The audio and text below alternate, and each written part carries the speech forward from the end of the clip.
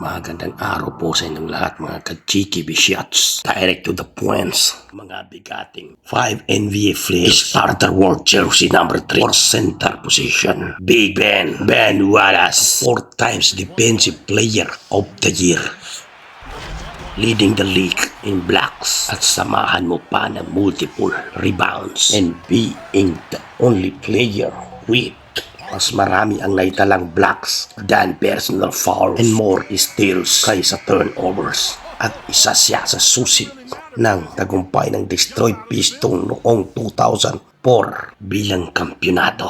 At saka undrafted player record ang mamang ito. Siya ay nagtala lamang ng 1,218 rebounds, steals, and blocks. At napasama siya noong 2021 sa Naismith Memorial Basketball Hall of Fame NBA 75 Anniversary. Wala na akong masabi kay Ben Wallace kundi Big Ben. Napakalakas nitong dumipensa sa loob ng hardcore. Ngayon nakuha natin ng jersey number 3 sa sentro.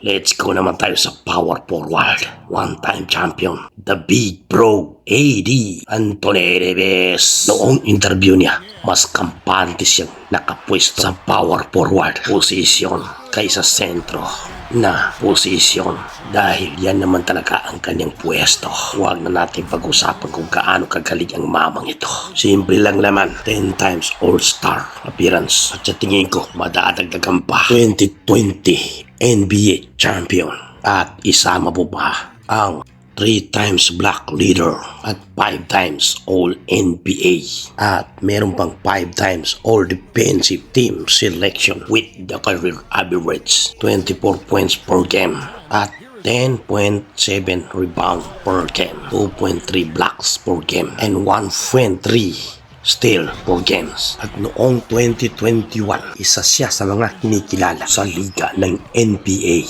bilang isang all-time great player. At saka during 2017 All-Star Game, siya ang itinanghal na MVP. Kaya siya ang pinili ko na ilagay sa power forward bilang jersey number 3 for small forward. Siya si Top Juice Caron Butler. Marami namang nakasuot ng jersey number 3 dyan, pero hindi sila pasok sa aking panlasa. Pero kung i-review niyo ang mga video sa YouTube ni Caron Butler, ang kanyang mga highlights moment, baka sabihin niyo hindi ako nagkamali. Kasi talagang hinahanap natin yung legit na small forward.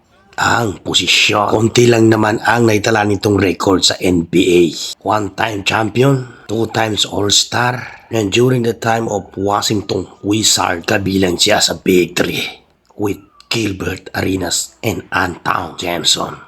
Maraming nakahilere na jersey number 3 dyan, like Bradley Beal, but shooting guard ang kanyang posisyon kaya hindi siya pwede. Keldon Johnson, Nanjanji Aubrey, at marami pang iba dyan. Kadalasan kasi na nagsuot ng jersey number 3 sa NBA, karamihan ay ang point guard position and shooting guard position. Pasensya na, let's go to the shooting guard. Si The Plus, wala nang iba kundi si Dwyane Wade ng Miami Heat. Huwag na natin pag-usapan ng kanyang records dahil alam na natin, 3 times champion title, 1-time final MVP, 2006 champion. Si Dwyane Wade, The Plus, ay kilalang kilala. Pagdating sa shooting guard position, ay siya na talaga ang pinakamagaling na NBA player na nakita ko. For jersey number 3. Talagang sinabi ko kanina, huwag na natin pag-usapan ng record dahil kung pag-usapan natin ay haba pang ating oras dahil samot-saring records ang naitala ng mamang ito noong panahon pa niya sa NBA. Kasi ang pinag-usapan natin dito ay jersey number 3, kung sino talaga ang pasok sa panlasa mo. Pero sa akin, wala ang kukontra pagdating sa shooting guard, Dwyane Wade, The Plus. Minsan din naglaro si Dwyane Wade, The Plus sa koponan ng Chicago Bulls. Suot pa rin ang jersey number 3. Ngayon, pupunta naman tayo sa point guard. Sino sa tingin mo ang pasok sa ating panglasa? Ito na. Si CP3. No! The answer! Allen Iverson. Sa mga fans ni CP3, pasensya na kayo. Kay The Answer ako.